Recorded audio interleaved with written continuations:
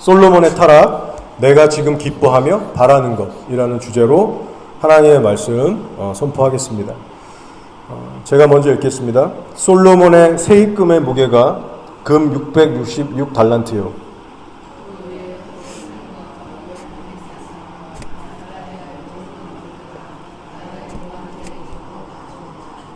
솔로몬 왕이 쳐서 느린 금으로 큰 방패 200개를 만들었으니 매 방패에 든 금이 600세겔이며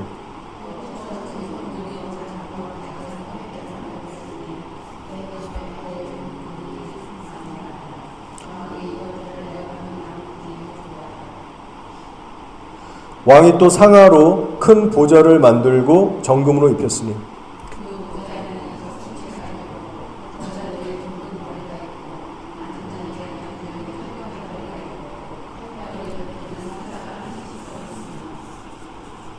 또 12사자가 있어 그 6층계 좌우편에 서 있으니 어느 나라에도 이같이 만든 것이 없었더라.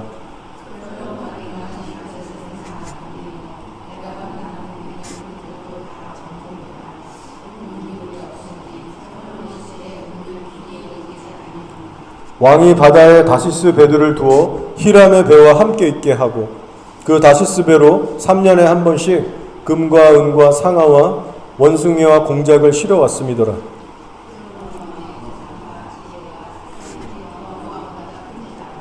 온 세상 사람들이 다 하나님께서 솔로몬의 마음에 주신 지혜를 들으며 그의 얼굴을 보기 원하여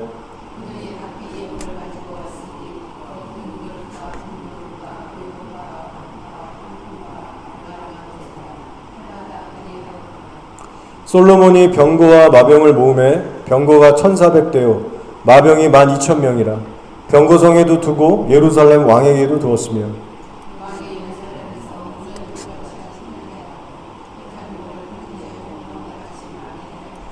솔로몬의 말들은 애굽에서 들여왔으니 왕의 상인들이 값주고 산 것이며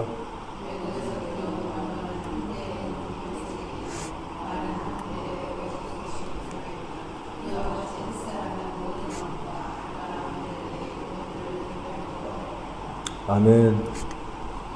예, 우리가 신앙생활이라는 것을 하다 보면은 둘 중에 하나를 경험하게 됩니다.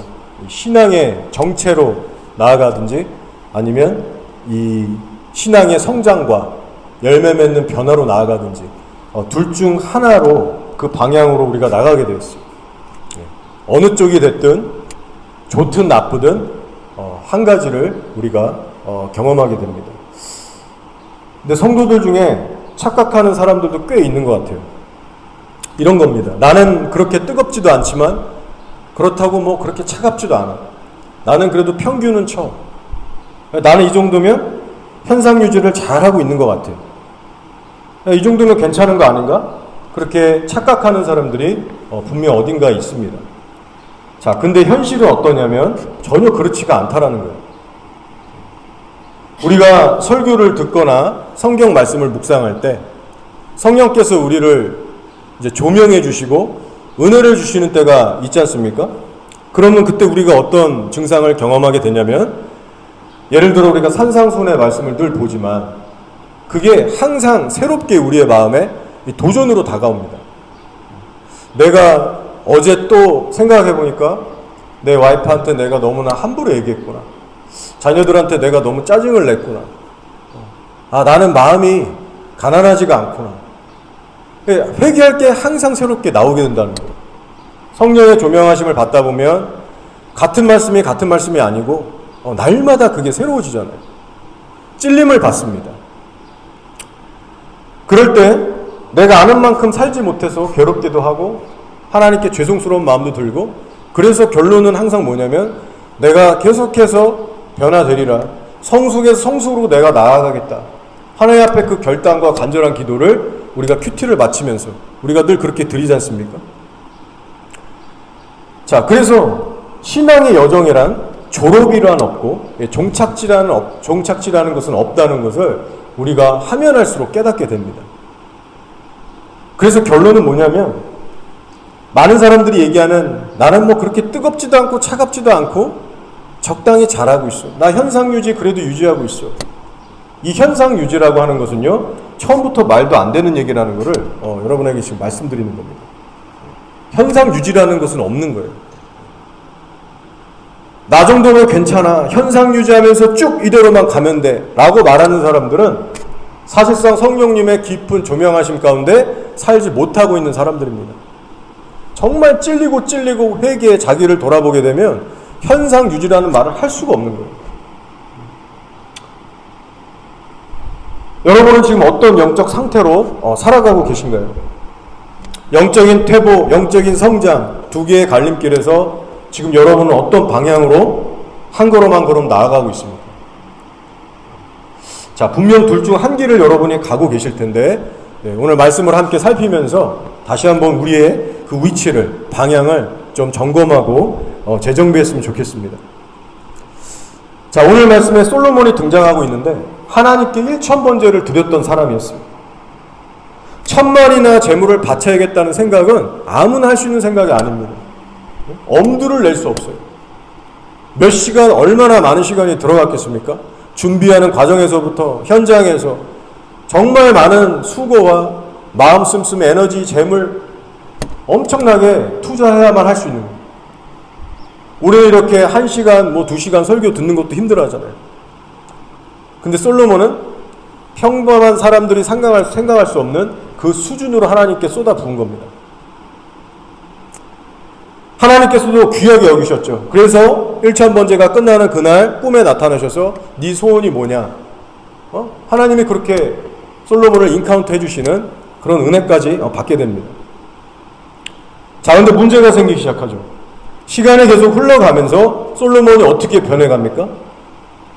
1000번제를 드렸을 만큼 정말 순수하고 깨끗한 사람이 말년에 가서는 그모스와 몰렉의 우상 신전을 지어버리는 정말 말도 안 되는 일을 해버리게 되는 거예요.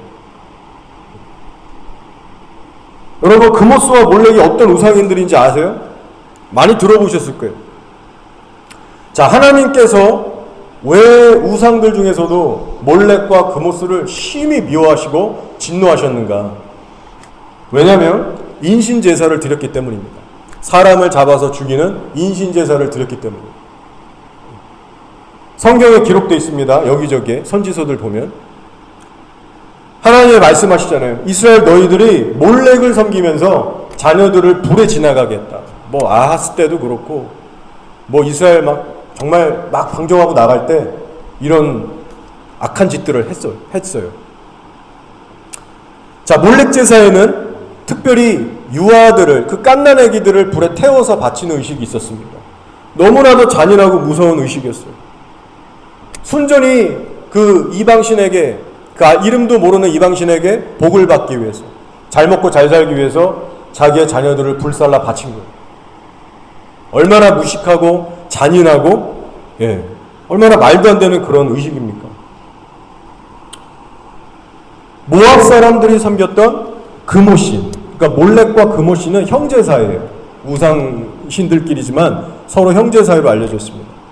모압, 암몬이 각각 섬기는 신들입니다. 이 그모스 신도, 이 숭배도 인신제사가 역시 드려졌습니다. 그게 동일한 공통점입니다. 성경에 역시 기록된 내용이 있어요. 모압 왕 메사라는 사람이 왕인데 이스라엘하고 싸우다가 밀리게 됐어요. 야, 이러다 지겠다 해가지고 궁지에 몰리니까 이 메사 왕이 자기의 뒤를 아끼는 이 아들, 자기 아들을 성벽에다가 세워놓고 불로 태워서 그모스에게 바치는 의식을 합니다. 그때 이스라엘 백성들이 그 소식을 듣고 정말 겁에 질리고 전의를 상실해서 다 이겨놓은 전쟁을 스탑하고 자기 땅으로 돌아가게 됩니다. 그 정도로 이 인신제사의 어떤 잔인함, 야, 쟤네가 저렇게까지 아들을 죽이면서 하는데 정말 저주가 우리에게 임할 수도 있겠다. 이런 미혹에 빠뜨릴 정도로 그런 어떤 공포감을 주고 정말 그때 당시에 능력이 있다라고 믿었던 그런 잔인했던 그런 우상 종교였어요. 자, 오늘날에 계속해서 고고학자들, 발굴학자들 그 지역을 연구하다가 발굴이 이루어지고 있는데 그렇게 이 아이들 뼈가 많이 담긴 항아리들이 계속해서 발견된다고 합니다.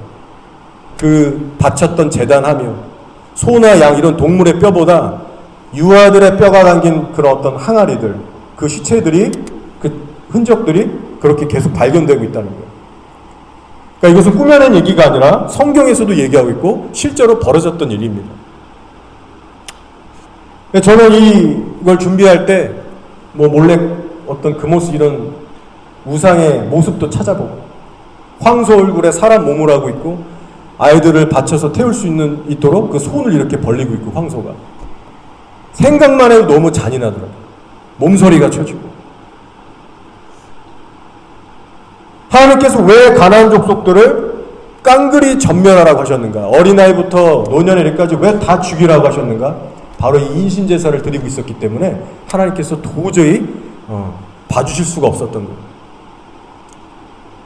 자, 근데 너무 충격적인 건 1000번제를 드렸다라고 하는 그 솔로몬이, 예배에 정말 그 누구보다도 헌신하고 쏟아부었던 솔로몬이 금오스와 몰렉 신전을 세우는 그 지경까지 갔다는 겁니다. 금오스와 몰렉을 섬기는 사람들은 잔인하게 인신제사를 드리더라, 자기 자녀까지 불태워 죽이더라. 솔로몬 왕이 그 사실을 몰랐겠습니까? 100% 알고 있었습니다. 100%. 모를 수가 없어요. 그때 당시 사는 사람이. 내가 신전들을 지어줌으로 인해서 인신제사가 드려질 수도 있겠구나, 사람들이 죽어나갈 수 있겠구나, 솔로몬이 그거 알고 있었어요. 그런데 그 정도로 신앙의 양심이 파손되니까 그것을 허용한다는 거예요. 그 정도로 믿음이 떨어져 가게 된 겁니다. 여러분, 그래서 이 솔로몬의 변질은 하나님의 사람이 어디까지 떨어지고 타락할 수 있는지, 우리 안에 얼마나 이 위험한 죄성 DNA가 있는지를 우리에게 똑똑히 보여주고 있는 사건입니다. 자, 그래서 솔로몬의 이 전체 인생 타임라인을 한번 보면요, 처음 왕으로 등극한 나이를 대략 20살 정도로 봅니다. 20살, 21살 정도. 상당히 어린 나이에 왕이 된 거예요. 그리고 나서 총 40년간 이스라엘을 통치하게 됩니다. 40년간. 자, 그럼 우리 한번 생각해 봐야죠. 솔로몬이 타락하기 시작한 시점은 언제인가? 언제부터 솔로몬이 그렇게 이상해지기 시작했을까? 자, 말씀을 보면 열왕기상 11장 4절에 솔로몬의 타락에 대해서 이렇게 말씀하고 있는 구절이 있습니다. 한번 읽어드릴게요. 솔로몬의 나이가 많을 때에 그의 여인들이 그의 마음을 돌려 다른 신들을 따르게 하였으므로 왕의 마음이 그의 아버지 다윗의 마음과 같지 아니하여. 이런 구절이 있어요. 자, 여인들이 마음을 돌려 다른 신들을 따르게 했다. 이 말은 금오스와 몰렉 신전을 이제 세워주면서 자기도 같이 그렇게 왔다리 갔다리 하는, 그 정말 갈대로 간 그 상태를 얘기해 주는 거예요. 말년에 이 일이 일어났다. 젊을 때 일어난 게 아니라 말년에 가서 일어났다. 자, 그래서 성경에서 나이가 많다라고 하는 표현은요, 뭐 20대, 30대, 40대를 표현하는 말이 아닙니다. 뭐 과거로 갈수록 더 평균 수명이 높아졌잖아요. 3, 40대 솔로몬을 얘기하는 게 아니고 50대에서 60대 사이, 그때가 이제 성경에서 얘기하는 말년으로 보고 있는 것 같아요. 그때 이 금오스와 몰렉을 짓고 완전히 등을 지고 여호와를 떠나는 시기가 그 시기가 아니었을까? 왜냐하면 20살에 왕이 돼서 40년을 통치했으니까 60살까지 했거든요, 왕을.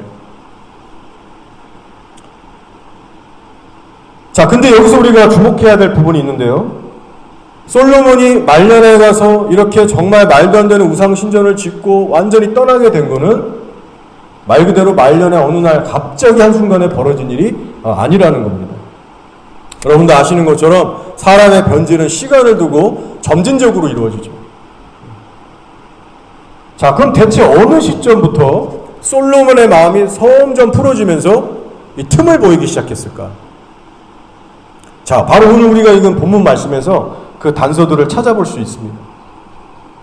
오늘 말씀의 배경은요, 솔로몬이 자기의 왕궁을 짓는데, 그러니까 자기가 살 집을 짓는데 얼마나 사치했으며 공을 들였는가, 얼마나 화려하게 지으려고 애를 쓰고 시간을 쏟아부었는가, 그 상태에 대해서 낱낱이 구체적으로 기록하고 있는 장입니다. 자, 솔로몬이 왕이 되고 난 후에 가장 먼저 했던 일이 뭐냐면 하나님의 성전을 짓는 일이었습니다. 아주 칭찬받을 일을 한 거예요. 왕이 되자마자 딴짓 안 하고 하나님의 성전부터 지으려고 했던 거 칭찬받을 만한 일이고 정말 귀한 일을 한 겁니다. 7년이라는 시간을 들여서 하나님의 성전부터 짓게 됐어요.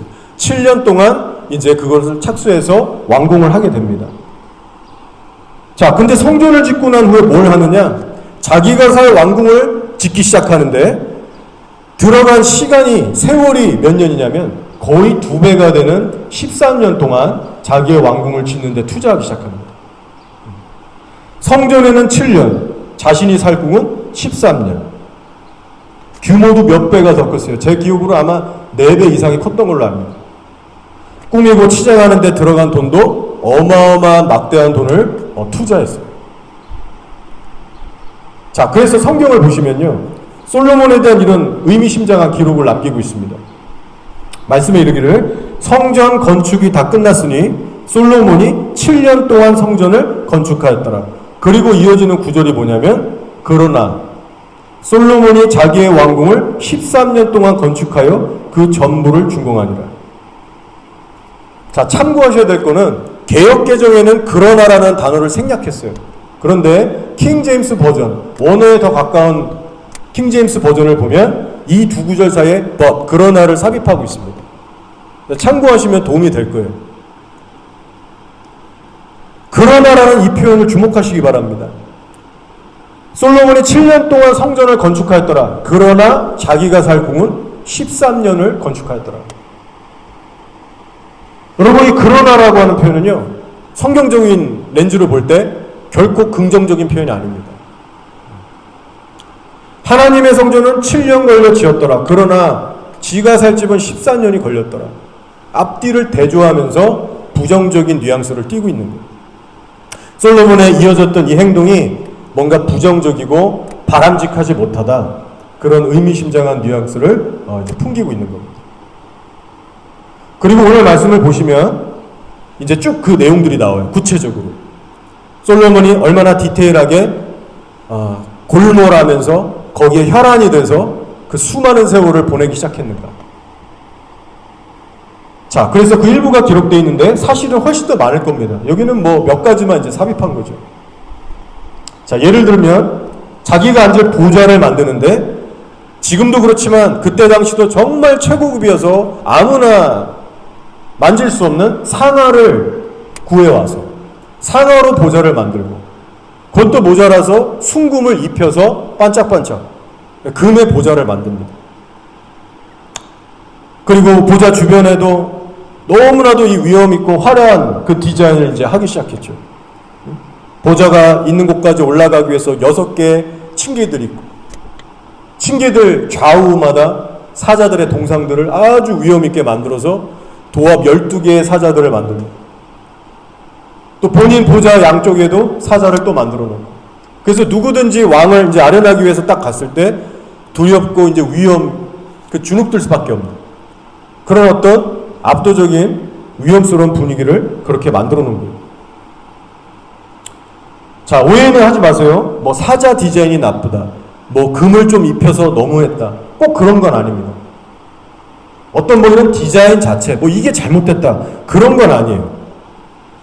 자, 근데 여러분이 성경에 기록된 이 말씀들을 쭉 이제 보실 때 뭐가 중요하냐면 흘러가는 전체 문맥을 함께 보셔야 됩니다. 흘러가는 문맥을 보셔야 돼요. 그 분위기를 함께 보셔야 돼요. 성경은 이렇게 끌고 가고 있는 거예요. 솔로몬이 이렇게 저렇게 디테일하게 신경 쓰면서 자기가 살 궁을 화려하게 꾸몄더라.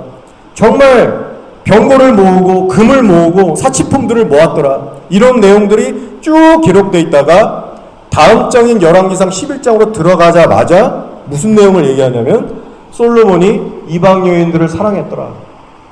뭐 이렇게 신전 짓더니 여호와께 완전히 떠나버렸더라. 여러분, 이런 자연스러운 흐름으로 문맥이 흘러가고 있다는 거예요. 그 말인즉슨 솔로몬의 마음이 어느 시점부터 지금 빈틈을 보이고 무너져가기 시작했는가? 어느 시점부터 지금 변질내 그 끝으로 달려가기 시작했는가. 그 스타트 포인트를 지금 이 문맥이 알려주고 있는 겁니다. 솔로몬이 그모스를 짓기까지 그 타임라인으로 들어가 보면 이 자기 살집 궁을 지을 때부터 그 틈이 벌어진 것을 우리가 이제 깨닫게 되는 거예요. 자기 궁을 멋지게 지어보겠다고 온 신경을 날마다 거기 뺏기고 혈안이 돼서 그것만 붙들고 있을 때, 연수로 정확히 따지면 7년 내에 성전의 완공을 그치고 그 이어지는 8년째부터 자기 살집 궁리하다가 마음이 다 무너져가기 시작하지 않았을까. 그렇게 우리가 좀 정확하게 추측을 해볼 수 있는 겁니다. 솔로몬의 내면에 어떤 변화가 있었을까? 성전에서 자기 살집으로 그 트랜지션이 됐을 때 솔로몬이 무슨 생각하며 매일 살았을까? 내가 뭘 해야 하나님을 기쁘시게 할 수 있을까? 내가 어떻게 해야 이스라엘 백성들의 신앙이 더 좋아질까? 내가 뭘 더 하나님께 해야 나라가 더 영적으로 바로 설까? 이런 생각과 고민이 멈춰지기 시작한 거예요. 물론 처음에는 좀 했을 겁니다. 내가 여호와를 위해서 뭘 더 할까? 하긴 했겠죠. 근데 그 생각이 계속해서 빠지고 깊어진 게 아니라 반대로 간 거예요. 내가 궁을 어떻게 더 멋있게 지을 수 있을까? 디자인을 어떻게 해야지 더 화려하게 보일까? 어떻게 꾸며야 될까? 하나님이 주셨던 그 지혜와 퍼부어주신 그 재물들 가지고 자기를 위해서 살기 시작합니다. 여러분, 우리는 어떻습니까? 지금 우리의 관심이 하나님의 일에 쏠려 있나요? 아니면 개인적인 내 삶에 집중되어 있습니까? 여러분의 현 상태를 이 솔로몬을 보시면서 한번 점검해 보세요. 이건 부자건 가난한 자건 돈, 재물과 관계가 전혀 없습니다, 여러분. 우리의 환경이, 내가 살고 있는 처지 환경이 새롭게 바뀔 때마다, 뭐 영적 시즌이 바뀐다, 뭐 이런 표현도 하죠. 내 환경이 새롭게 바뀔 때마다 지금 내 시선과 마음이 여전히 예수님께 고정되어 있는지, 아니면 새로운 환경에만 적응하고 몰입하면서 지극히 개인적이고 현실적이고 육신적인 마인드로 살아가고 있지는 않은지, 스스로를 주의 있게 살필 수 있어야 됩니다. 하나님을 안 했다는 건 아니지만 자꾸만 나의 어떤 개인적인 어떤 삶으로, 어떤 나의 인간적인 그런 계획과 어떤 낙과 위로, 그런 것들로 점점 쏠려가고 있지는 않은지. 자, 솔로몬의 입장을 보면 드디어 성전도 완공했겠다. 걸리적거리는 관계들, 그 원수 같은 애들도 다 처리했겠다. 살만해진 거예요. 이전과는 전혀 다른 새로운 시즌 환경을 맞이하게 된 겁니다. 여유도 한편으로 더 생겼고 한숨 돌릴 수 있는 그런 상황이었던 거예요. 그런데 문제는 뭐냐면 바로 그때부터 본인을 우선시하는 삶으로 점점 치닫게 됐다는 거예요. 고난과 위기의 시간은 하나님의 은혜로 잘 넘겨서 거기까지 온 거예요. 근데 그 후에 주어진 시간에서 그 여유로, 그 누림 가운데 자기만의 인생을 생각하면서 이제 마음이 점점 떠나기 시작한 겁니다. 나 그동안 꽤 열심히 하나님 일 했잖아. 나도 열심히 살았잖아. 나도 이제 내 인생 좀 꾸며볼란다. 내 살궁 한번 제대로 지어봐야겠어. 그렇게 자신의 삶에 집착하게 되면서 심각한 문제가 또 발생하게 되죠. 하나님을 찾고 진득하게 하나님 앞에 엎드려서 말씀 묵상하고 자기 점검하고 기도하는 이런 것들을 이제 서서히 줄여나가기 시작합니다. 타락해서 넘어진 목사님들의 공통점을 조사해보면요, 전부 이런 현상을 거쳐갑니다. 말씀 보고 기도하는 시간이 서서히 줄었다. 그러다 어느 한순간 스톱하게 됐다. 간음에 빠진 목사들, 무슨 돈 문제, 여자 문제 빠진 목사님들의 공동점이 다 이거예요. 큐티 시간을 점점 줄여가다가 어느 순간 내가 안 하는 포인트가 왔었다. 전부 다 그 얘기를 합니다. 어떻게 해요? 솔로몬도 분명히 이 동일한 과정을 성전을 지었던 13년이라는 기간 동안, 그리고 그 후에도 계속해서 이런 현상들로 나아가는 거예요. 말씀과 기도, 그렇게 제가 중요하다고 큐티하라고 늘 제가 강조하지 않습니까? 그걸 안 하면 이렇게 돼갈 수밖에 없는 거예요. 어떻게 멋있게 지을까? 국만 생각하면 시간 가는 줄 모르겠고 그렇게 신이 나고 힘이 났을 겁니다. 근데 반대로 하나님에 관한 일에 대해서는 점점 시들어지고 무관심해져 간 겁니다. 나 이미 하나님 알 만큼 알아. 나에게 이런 지혜를 부으셨고 내가 솔직히 모르는 게 뭐가 있어. 율법도 다 알고 있고 다 외우고 있고. 그러면서 하나님에 대해서 관심이 서서히 시들어져 가는 거예요. 그래서 세월이 더 흘러서 말년에 하나님 앞에 깨지고 회개해서 전도사라는 걸 쓰지 않습니까? 말년에. 회개하고 정신을 차렸을 때 그 본인의 젊었을 시절에 정말 절제하지 않고 막 나갔던 그 시절에 그것을 회상하면서 이렇게 이제 고백을 하고 있습니다. 전도서 2장 10절 11절 말씀이죠. 무엇이든지 내 눈이 원하는 것을 내가 금하지 아니하며 무엇이든지 내 마음이 즐거워하는 것을 내가 막지 아니하였으니 이는 나의 모든 수고를 내 마음이 기뻐하였습니다. 이것이 나의 모든 수고로 말미암아 얻은 몫이로다. 그 후에 내가 생각해 본즉 내 손으로 한 모든 일과 내가 수고한 모든 것이 다 헛되어 바람을 잡는 것이며 해 아래서 무익한 것이로다. 이게 말이 좋아 무익한 것이죠. 하나님의 진노를 샀잖아요. 솔로몬이 한 짓 때문에 자기가 원하는 대로 다 취하고 그렇게 절제 없이 살았기 때문에 나라가 두동강이 납니다. 이 전도서 말씀에서 증거가 이제 있듯이 솔로몬의 삶의 스타일은 어땠느냐? 성전을 짓긴 지었어요. 근데 그 후의 삶은 마음에 드는 게 있으면 어떻게든 구하고 소유하면서 육신의 본성을 최대치로 만족시키는 삶을 살았던 겁니다. 솔직히 이게 말이 안 되는 거죠, 이게.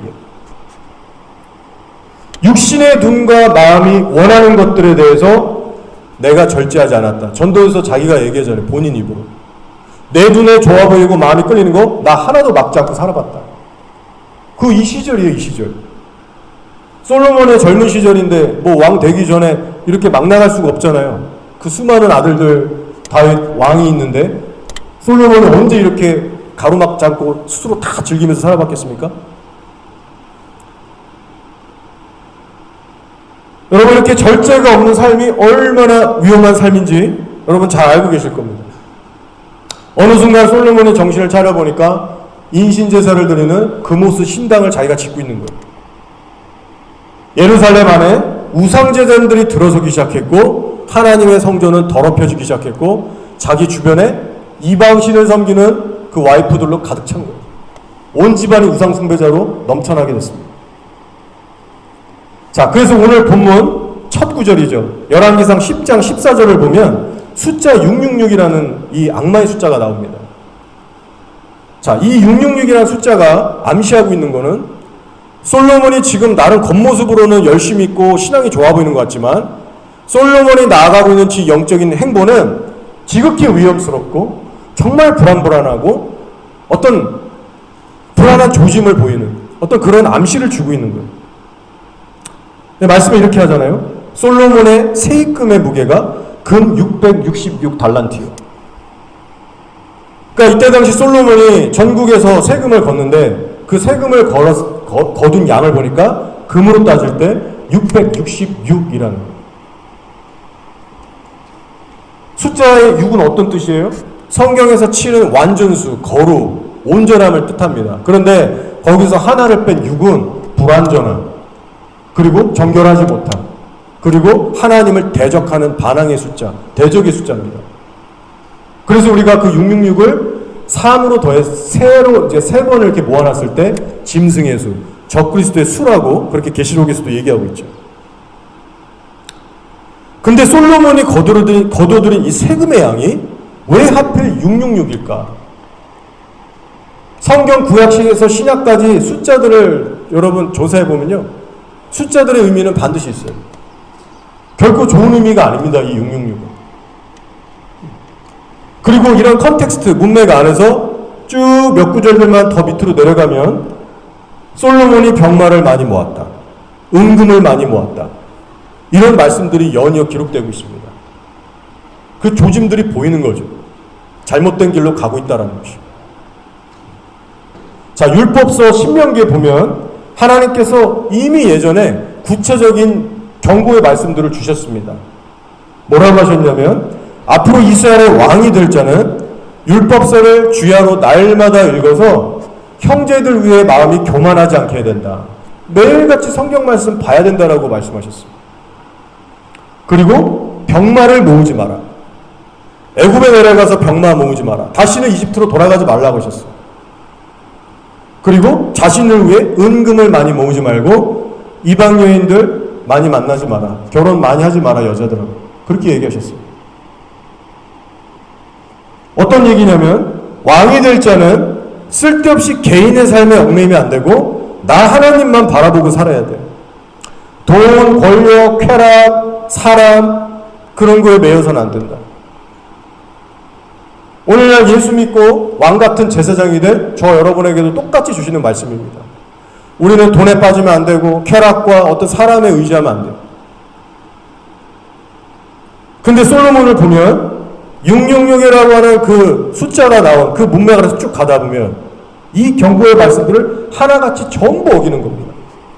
자기를 위해서 은금을 수도 없이 쌓아서 은이 마치 돌처럼 흔하게 될 정도로 그렇게 은을 항상 금을 모으고 다니고 결혼하지 말라는 수많은 여자들을 그렇게 해가지고 그렇게 이제 이방 여인하고 같이 살게 되고 애국까지 가서 병거를 구해오질 않나. 자, 그러면 솔로몬이 이 신명기의 말씀을 몰라서 거역했겠습니까? 그렇지 않습니다. 누구보다도 잘 알고 있었어요. 왕이 될 자로서 왕이 되면 왕의 수업을 받잖아요. 율법서에 왕이 어떻게 해야 될지를 당연히 알고 있었고 이 말씀을 모를 리가 없는 겁니다. 근데 여러분 중요한 건 알아도 순종할 수가 없는 거예요. 지난주에 제가 심의 얘기를 하면서 아담과 이브를 얘기하면서 너 선악과 먹으면 죽는다. 너 예루살렘 밖으로 나가면 죽는다. 알지만 불순종해서 죽임을 당하잖아요. 그러니까 이게 마음이 떠나고 부패하면 알아도 순종이 안 되는 겁니다. 솔로몬도 마찬가지였어요. 자, 로마서 8장 7, 8절에서 바울이 이렇게 얘기합니다. 육신의 생각은 하나님과 원수가 되나니 이는 하나님의 법에 굴복하지 않을 뿐만 아니라 할 수도 없습니다. 육신에 있는 자들은 하나님을 기쁘시게 할 수 없느니라. 자, 이 말씀은 불신자 그리고 성도 이렇게 두 갈래로 얘기하는 말씀이 아니고 아무리 거듭나고 성령으로 살아가는 사람일지라도 계속해서 육신의 정욕과 안목과 이생의 자랑에 묶여서 살면 말씀을 알아도 순종할 수가 없다는 거예요. 그 내용까지 같이 포함하는 말입니다. 솔로몬이 오랜 시간 동안 본성을 따라서 살다 보니까 전도서에서 얘기하는 것처럼 내 눈이 원하는 거 마음이 원하는 거 막지 않고 금은을 쓸어 모으고 병거를 모으고 막 이렇게 살다 보니까 하나님의 말씀을 도저히 순종하려야 순종할 수가 없는 거예요. 심지어 배도까지 가는 길로 가더라는 거예요. 말씀 묵상하는 일도 싫어지는 겁니다, 여러분. 순종은 고사하고 이제는 보기도 싫은 거예요. 기도는 점점 더 하기 싫어지고 하나님에 관한 영적인 일은 그렇게 무디고 힘들고 괴롭고 졸린 거예요. 여러분, 우리가 솔로몬의 몰락을 보면서 우리 모두 교훈을 얻기 원합니다. 여러분을 하나님의 거룩한 성전으로 삼으셨는데 여러분의 성전을 끝까지 거룩히 지키시려면 육신의 본성에 대해서 날마다 싸우셔야 됩니다. 교회 봉사도 좋아요. 전도도 좋고 해야 되고 성경 공부도 좋고 교회 활동 너무 좋지만 그것들이 신앙의 핵심은 아니라는 것을 꼭 기억하시기 바랍니다. 솔로몬처럼 아무리 1000번제를 드리고 하나님의 성전까지 멋지게 지었어도 본성과 싸우지 않는 성도는 반드시 타락하게 됩니다. 자, 여러분 박태선이라고 하는 그 이단 중에 이단을 들어보셨을 겁니다. 박태선. 옛날 사람이죠. 자, 인생의 전반부는 이 사람은 정통교회, 이단이 아닌 정통교회를 섬겼던 장로 중에 한 명이었어요. 장로였어요, 장로. 처음에 집사였다가 이제 장로가 되죠. 근데 이분이 회심을 나름 깊이 체험했던 사람입니다. 거의 사흘을 금식을 해서 정말 깊은 기도를 해서 정말 죄를 깨닫고 하나님 앞에 그렇게 거듭난 그런 성도였어요. 주변 사람들이 다 인정했습니다. 이 사람 너무 겸손한 사람이다. 어느 정도냐면 교인들하고 같이 이제 식사를 하러 밥집을 가면 다들 신발 벗고 들어가잖아요. 그때 지금도 그런 데가 있지만 그러면 이 장로님은 끝까지 기다리고 있다가 사람들 다 자리에 앉을 때까지 기다렸다가 자기 신발 벗고 그 다음에 사람들 신발 다 가지런히 정리하고 맨날 마지막으로 자기가 올라갔던 그런 겸손했던 사람이었다고 합니다. 주변에서 다 이 사람은 진짜다. 정말 겸손하고 섬길 줄 아는 사람이다. 그런 칭찬을 받고 있던 사람이었어요. 자, 근데 어느 날부터인가 워낙 이 사람도 기도를 열심히 하고 열심히 있다 보니까 강력한 은사들을 체험하기 시작했답니다. 정말 신비한 영적 체험들을 하기 시작하고 이제 어떤 그런 성령의 어떤 그런 것들을 맛본 거죠. 그리고 그때부터 변질되기 시작합니다. 나중에 가서는 내가 하나님이다. 자기를 신이라고 그렇게 하면서 이제 완전 사이비 중에 사이비가 되죠. 자, 사람이란 존재는 상상할 수 없는 단계까지 이렇게 타락할 수 있다는 거예요. 박부영 목사님 제자들 중에 한 목사님이 하시는 얘기입니다. 그쪽 관계자들하고 다 알고 있는 그런 사람 같아요. 자기가 아는 분 중에 생명을 걸고 탈북한 북한 성도가 있다는 거예요. 너무 믿음이 좋고 너무 예수님에 대한 열정이 있어서 북한에서도 그렇게 생명 걸고 예배드리다가 내가 남한에 가서 정말 하나님 이렇게 알리고 더 내가 이제 그런 환경에서 예배드리고 싶다 결단하고 목숨 걸고 예배드리기 위해서 남한으로 온 사람이에요. 예배드리기 위해서. 그리고 와서 정말 눈물 흘리면서 예배드리고 또 와보니까 남한 교회 너무 미지근하고 식어서 이제 막 탄식도 하고 어떤 정말 그렇게 뜨거운 사람이 있었다고 합니다. 자, 근데 시간이 흘러갔어요. 어느 순간 이 탈북한 성도가 교회에서 안 보이더래요. 그래서 무슨 일인가 수소문을 하고 찾아보는데 알고 보니까 교회를 떠나서 사업하는 일에 몰두하는 거의 세상 사람과 같은 모습으로 변해 있었다라고 합니다. 나 이제 돈 벌려고 한다. 나 이제 이렇게 살란다. 180도 바뀐 모습으로 그러고 있더라는 거예요. 여러분, 스토리는 조금씩 다르지만 요지는 같습니다. 전혀 그럴 사람처럼 안 보였는데 하나님을 완전히 떠났다더라고요.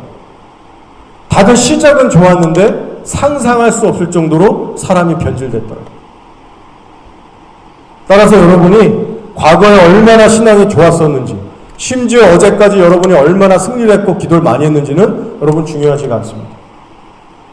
과거를 따지지 마시되 어제 한 일도 따지지 마시고 오늘이라는 시간에 여러분 최선을 다하셔서 여러분 십자가를 지셔야 됩니다.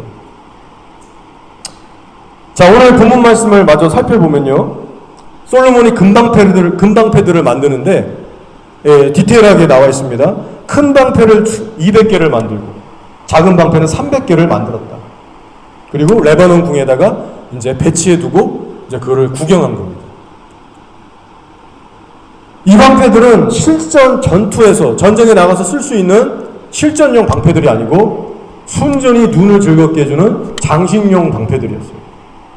근데 여기에 투자한 금의 양이 얼마냐? 750세겔인데 제가 궁금해가지고 그 AI한테 물어봤어요. 챗GPT한테. 오늘날의 환율로 계산해서 최대한 이 금액이 얼마냐? 뉴질랜드 달러로. 물어보니까 약 200만 불의 가치가 되더라고요. 200만 불이면 정말 좋은 집 살 수 있지 않습니까? 장식품 그거 눈 즐기겠다고 정말 200만 불을 거기다가 이제 쏟아 부은 거예요.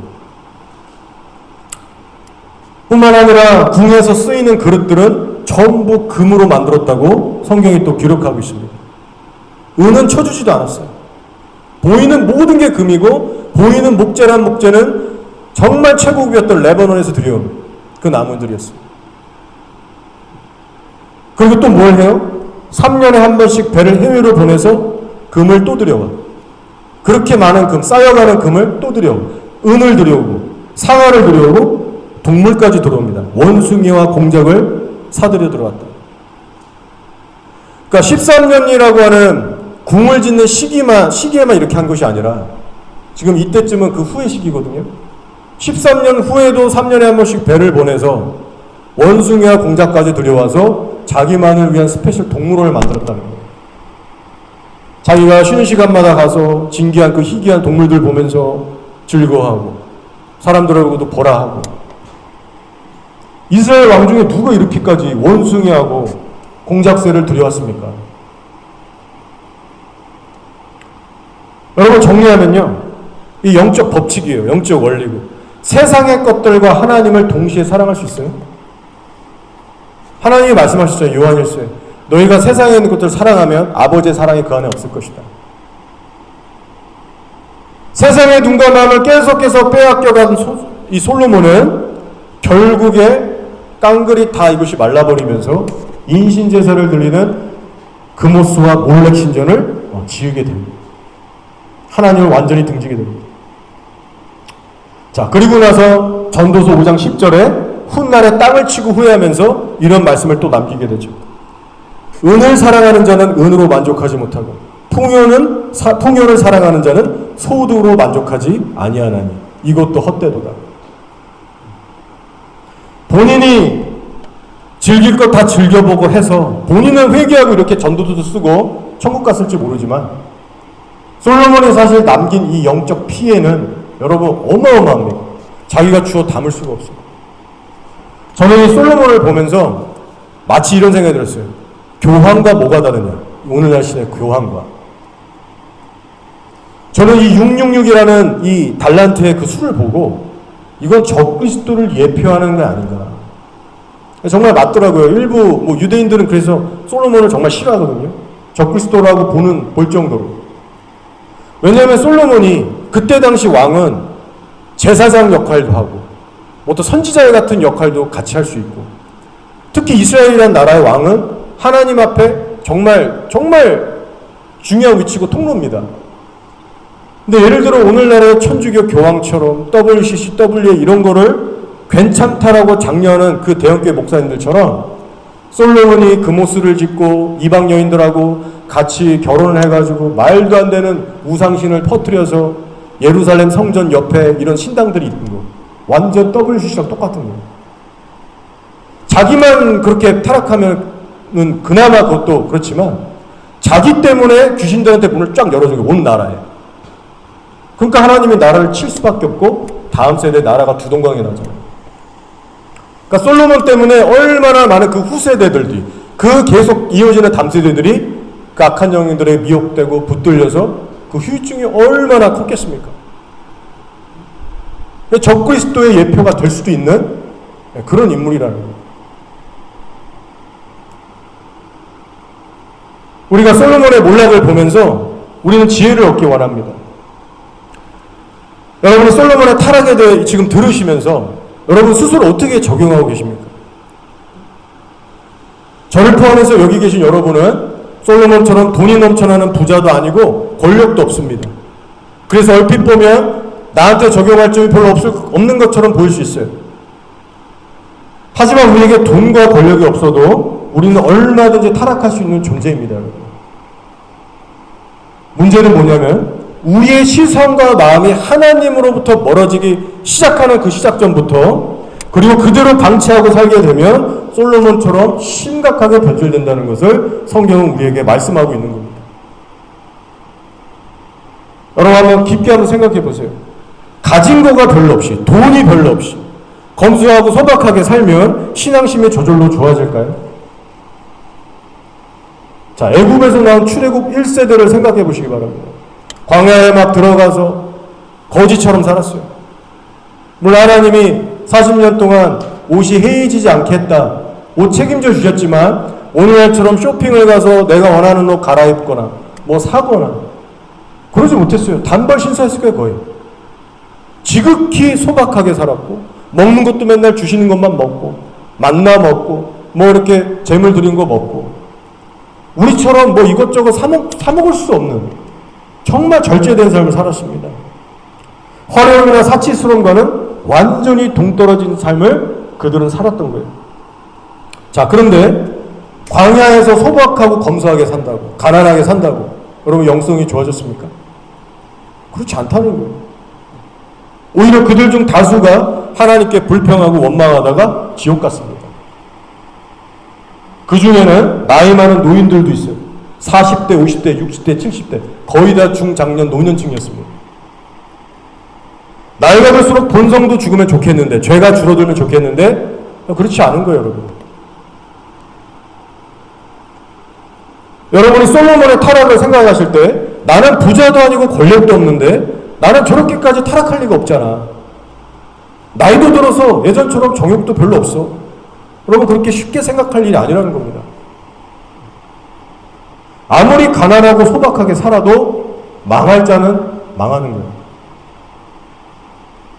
화려한 궁에서 잘 먹고 잘 사는 사람이든 광야에서 거지 노숙자처럼 사는 사람이든 날마다 하나님께 마음과 시선을 고정해서 사는, 그리고 자아를 부인하는 훈련을 하지 않으면 그 사람은 솔로몬처럼 변질된 길로, 그 나쁜 방향으로 갈 수밖에 없습니다. 이제 말씀을 마치겠습니다. 자, 갑자기 없던 자유의 시간이 주어지면 솔로몬처럼 세상적으로 빠지는 성도들이 태반입니다. 저는 이걸 간접적으로 어떻게 느끼냐면, 제가 이렇게 사역을 끝나고 일요일날 집으로 돌아간 저녁 시간, 그리고 그 다음 월요일이 돼서 짬을 내서 쉴 수 있는 낮과 오후 시간, 얼마나 거룩하게 살기 힘든지 몰라요. 1년에 가끔씩 오는 2주의 휴가 기간, 얼마나 많이 풀어지는지 모릅니다. 젊은 회사원이든 은퇴를 막 맞이한 노인들이든 젊은 학생이든 주부든 다 마찬가지예요. 삶의 고난과 위기가 있을 때, 어떤 문제들이 있을 때 정말 하나님 바라보고 집중하며 삽니다. 그런데 문제 해결되고 좀만 살만해지면 하나님은 금세 있는 게 우리의 본성이에요. 이걸 알아도, 정말 자기를 신호 훈련하지 않으면 알아도 육적으로 돌아갑니다. 세상에 다시 관심을 가지기 시작하고, 한때 하나님 붙들 때는 성령으로 좀 충만하니까 세상 것들, 뭐 유튜브고 뭐고 그런 것들이 참 싫고 하찮게 여겨졌는데 어느 순간 또 그게 좋아지는 거예요. 여러분의 상태는 지금 어떠십니까? 환경과 처지에 상관없이 하나님을 향한 중심이 흔들리지 않고 있습니까? 삶의 매 순간마다 여러분의 영혼을 지금 가장 기쁘게 하고 여러분에게 만족과 쉼을 주고 있는 대상이 여전히 예수님 맞나요? 여러분 기억하시기 바랍니다. 여러분의 영혼을 결코 채울 수 없는 세상 것들에 대해서 여러분의 마음과 시선을 계속해서 지켜내시기 바랍니다. 여러분의 인생의 낙과 위로가 돈이나 물질, 인터넷, 혹은 사랑하는 자녀들이나 어떤 사람이 아니라 오직 예수님 한 분만이 되시기를 예수님의 이름으로 축복합니다. 저와 여러분은요, 오늘도 내일도 계속해서 끊임없이 배우고 노력해야 되는 존재들입니다. 무엇보다 끊임없이 훈련을 해야 되는 사람들이에요. 어떤 훈련을 해야 되느냐? 바로 끊임없이 하나님의 임재만을 구하는 훈련, 그리고 그 하나님의 임재만으로 만족하며 살아가는 그 삶의 훈련을 계속해서 해나가야 됩니다. 죄와 유혹으로 가득 찬 이 세상 한복판에서 내가 오늘도 예배하겠다, 내가 오늘도 하나님의 임재를 느끼고 말겠다, 그래서 내가 세상 것으로 날 채우지 않겠다, 하나님의 얼굴, 임재를 구하는 훈련을 끊임없이 여러분이 해나가십니다. 그것을 멈추면 안 됩니다. 여러분. 혹시라도 여러분의 마음에 세상을 향한 빈틈을 자꾸 내가 내주고 있지 않은지, 교묘하게 내 안에 자꾸 들어와서 하나님보다 더 만족을 주기 시작하고 나를 자꾸 내 생각과 마음을 매이게 하는 것들은 없는지, 하나님 외의 것들로 내가 어떤 안위를 누리려고 하는 것들은 없는지, 오늘 이 말씀을 붙드시면서 성령의 인도하심을, 조명하심을 받아보시기 바랍니다. 마지막으로요, 하나님께서 여러분에게 베푸신 은혜와 축복, 그리고 은사들, 사명들이 있다면 여러분 그 받은 것을 가지고 하나님 나라를 위해서 적극적으로 헌신하시며 사시기 바랍니다. 솔로몬에게 왜 그토록 많은 부와 지혜와 권력과 나라의 평강을 주셨는가? 바로 하나님과 그의 나라를 섬기라고 주신 겁니다. 너 자신을 위해서 쓰는 게 아니라 이스라엘 백성을 하나님께로 이끌기 위해서 그 모든 것들을 허락하셨던 겁니다. 하나님은 여러분 모두에게도 각자에게 맞는 은사와 은혜들, 사명들, 음성들, 달란트를 주셨다는 것을 여러분 결코 잊지 마세요. 그렇다면 솔로몬처럼 이제 내가 어떻게 살까, 어떻게 좀 더 편하게 잘 살까가 아니라 내가 주를 위해 뭘 하면 살아야 될까, 내 남은 인생 하나님과 이웃을 위해서, 복음을 위해서 내가 어떻게 헌신해야 될까, 나에게 주신 달란트는 뭐고 내가 이것을 어떻게 활용해야 될까? 늘 거룩한 그 고민에 휩싸이셔서 예수님과 복음만을 위해서 후회 없이 힘쓰게 살아가시는 저 여러분 모두가 되시기를 주님의 이름으로 축복합니다. 아멘.